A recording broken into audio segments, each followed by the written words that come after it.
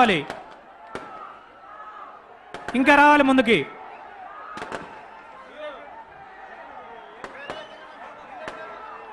రావాలి బాబు, మీరు జెండాలన్నీ ఇంకా దించి పట్టుకోండి. చాలాసేపటి నుంచి ఉత్సాహంగా మీరు అందరు జెండాలు ఊపారు. దయచేసి జెండాలన్నీ దించాలండి కిందకి. కొంచెం ముందుకి ముందుకి. లైటింగ్ చూసుకో పండు, లైటింగ్ ముందుకు రావాలా. Okay okay okay okay okay పండు. బాబా జెండా దించాలి, జెండా దించాలి. కాన్వాయ్ ముందు జెండా దించాలి.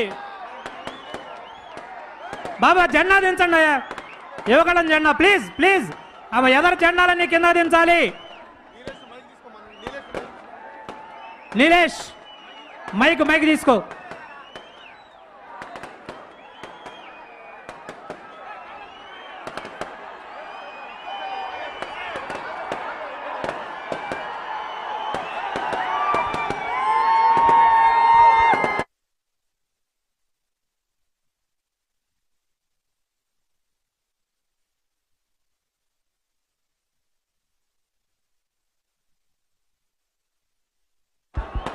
నీలేష్ ఈ మైక్ తీసుకో. ప్రసాద్ గారి దగ్గర మైక్ తీసుకెళ్ళి ఎదరికి. టెండర్ తీసుకెళ్ళాలి ఎదరికి.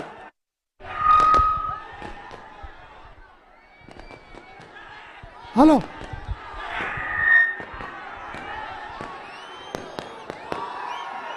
పెన్నాటు వంశధార ప్రాజెక్టుల సందర్శనార్థం బయలుదేరి సత్యసాయి జిల్లాలో అడుగుపెట్టి కియా కంపెనీని సందర్శించి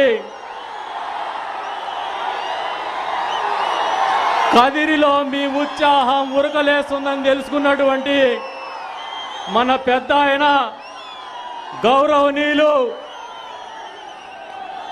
తెలుగుదేశం పార్టీ జాతీయ అధినేత మనందరికీ దైవ సమానుడైనటువంటి శ్రీ నారా చంద్రబాబు నాయుడు గారు ఈ రోజున కదిరికి రావడానికి వచ్చినందుకు గాను కదిరి నియోజకవర్గ ప్రజల తరపున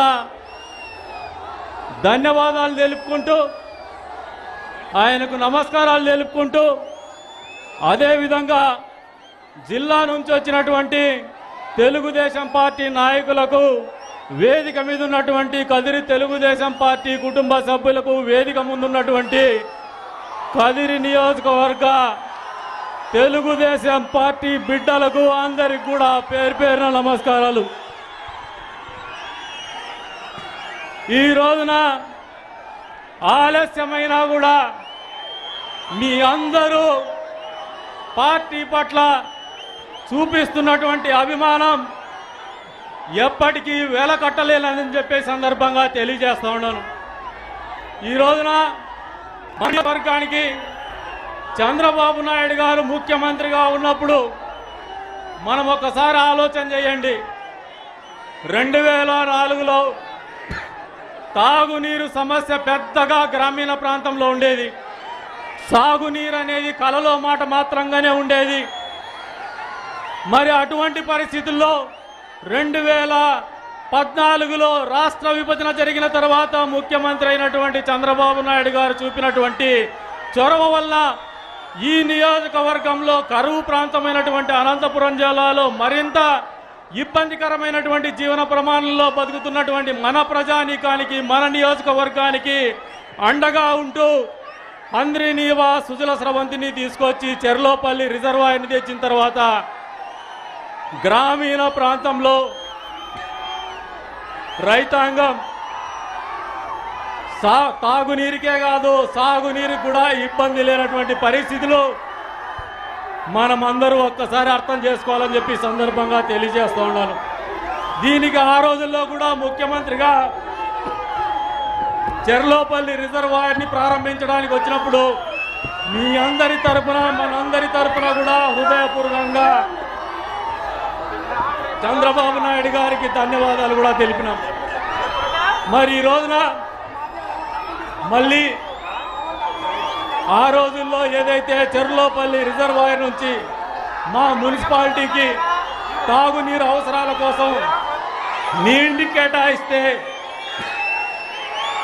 ఇంతవరకు కూడా మీరిచ్చినటువంటి జీవోని అమలు చేయలేనటువంటి పరిస్థితుల్లో ఈ రాష్ట్ర ప్రభుత్వము ఇక్కడ ఉన్నటువంటి స్థానిక ఎమ్మెల్యే ఉన్నాడంటే ఒక్కసారి మీరు అందరూ కూడా అర్థం చేసుకోమని చెప్పేసి కోరుతా ఉన్నాను. అంతేకాదు మంత్రి నీవా సుజల స్రవంతి ద్వారా ఆ రోజుల్లోనే చెరువులన్నిటికీ నీటినిచ్చిన ఘనత తెలుగుదేశం ప్రభుత్వం ఉంది. మన అధినేత నారా చంద్రబాబు నాయుడు గారిదని చెప్పి సందర్భంగా తెలియజేస్తా ఉన్నాను. మరి ఈ రోజున మళ్ళీ ప్రతిపక్ష నేతగా పెద్దలు గౌరవనీయులు మన నియోజకవర్గానికి వచ్చినారు. మా నియోజకవర్గంలో ఉన్నటువంటి సమస్యలు సార్ ఖచ్చితంగా మళ్ళీ తెలుగుదేశం ప్రభుత్వం ఏర్పడబోతోంది. మళ్ళీ మీరు ముఖ్యమంత్రి అవుతారు. ఈ ప్రాంతానికి మీరు తాగునీళ్ళు సాగునీళ్ళు ఇచ్చారు. గాండ్లపేంట మండలంలో ఎగువ మెట్ట ప్రాంతంలో ఉంది. అక్కడ లిఫ్ట్ ఇరిగేషన్ ద్వారా తప్పితే చెరువులకు నీళ్ళు ఇవ్వలేనటువంటి పరిస్థితులు ఉన్నాయి. దయచేసి మా అందరి ఆవేదన మండల పార్టీ ఆవేదనని అర్థం చేసుకొని గాండ్లపేంట మండలానికి రాబోయే రోజుల్లో మన ప్రభుత్వం వచ్చిన తర్వాత లిఫ్ట్ ఇరిగేషన్ ద్వారా చెరువులకు నీటిని అందించాలని చెప్పేసి మీ అందరినీ కూడా కోరుతూ ఉన్నాను. అంతేకాదు ఆ రోజున మా ప్రాంతానికి ఈ మున్సిపాలిటీకి తాగునీరు ఇవ్వాలని చెప్పేసి ఆలోచనతో మీరు నీటిని కేటాయించినారు చెర్లోపల్లి రిజర్వాయర్ ద్వారా. ఈ రోజు వరకు కూడా అమలుకు నోచుకోలేదు. ఆ విషయాన్ని కూడా మీ దృష్టికి తీసుకొస్తున్నాను. దయచేసి మీరు అధికారం లేకొచ్చిన తర్వాత ఆ సమస్యని పరిష్కారం చేసి మున్సిపాలిటీ మీద ఈ రోజున లిఫ్ట్ ఇరిగేషన్ ద్వారా చిత్రావతి బ్యాలెన్సింగ్ రిజర్వాయర్ నుంచి నీళ్లను పంపు చేస్తూ ఉంటే విద్యుత్ వినియోగంతో విద్యుత్ బకాయిలు కట్టలేనటువంటి పరిస్థితిలో మున్సిపాలిటీ కుదేలవుతోంది. దయచేసి ఈ ప్రాంతానికి మీరు గతంలో కేటాయించినటువంటి నీటి కేటాయింపుని అమలు చేయాలని చెప్పేసి కూడా మిమ్మల్ని విజ్ఞప్తి చేస్తూ ఉన్నాను. అంతేకాదు ఈ ముస్లిం సమాజం పెద్దగా నివసించేటువంటి ప్రాంతం ఇది. ఈ ప్రాంతంలో అప్పట్లో మీరు ముఖ్యమంత్రిగా ఉన్నప్పుడు ఒక షాదీ మహల్ని శాంక్షన్ చేశారు. దాన్ని ప్రతిపక్షంలో ఉన్నప్పుడు మేము పూర్తి చేయగలిగినాం. కానీ గ్రామీణ ప్రాంతంలో పెద్ద ఎత్తున ముస్లిం సోదర సోదరిమణులు నివాసం ఉంటా ఉన్నారు. ఈ రోజున గ్రామీణ ప్రాంతంలో కూడా ప్రతి మండలానికి మా నియోజకవర్గంలో షాదీ మహల్ని కూడా నిర్మించి ఇవ్వాలని చెప్పేసి కూడా కోరుతా ఉన్నాను.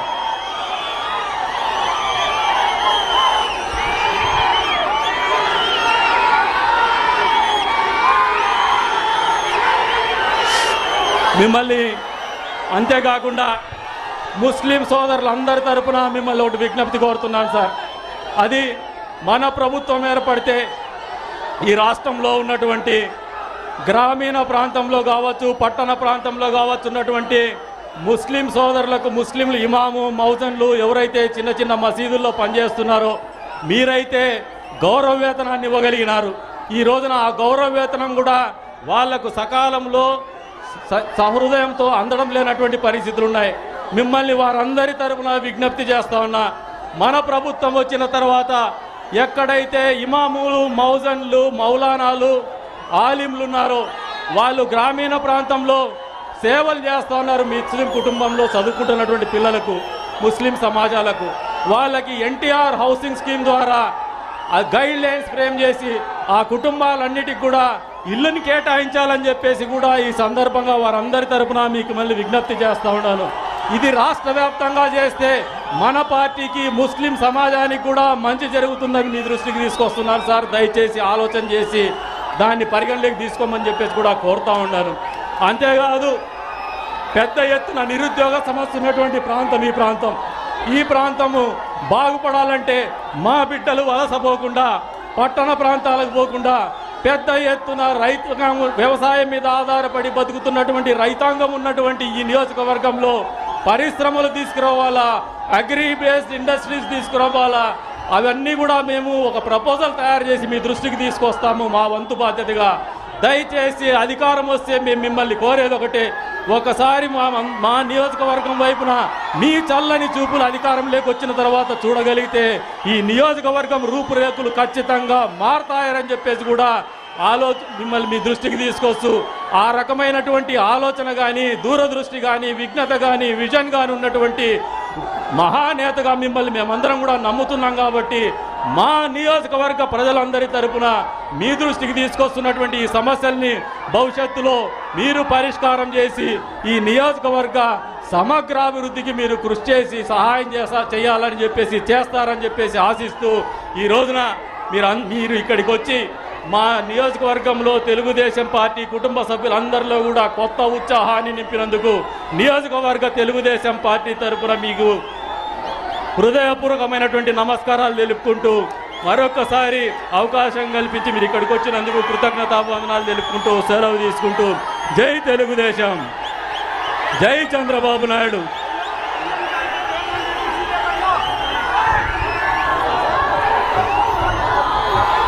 ఈరోజు తెలుగుదేశం పార్టీ జాతీయ అధ్యక్షులు పెద్దలు గౌరవనీయులు నారా చంద్రబాబు నాయుడు గారు మా కదిరి నియోజకవర్గానికి వచ్చి పెద్ద ఎత్తున ఈరోజు నియోజకవర్గ సమస్యల గతంలో కూడా పరిష్కారం చేశారు.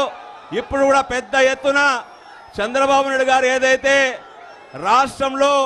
రాష్ట్రం విడిపోయిన తర్వాత 16,000 కోట్ల రూపాయల లోటు బడ్జెట్ రాష్ట్రంలో ఎన్ని అభివృద్ధి సంక్షేమ కార్యక్రమాలు చేశారో మనం ఒక్కసారి ఆలోచించాల్సిన అవసరం ఉంది. ఎందుకంటే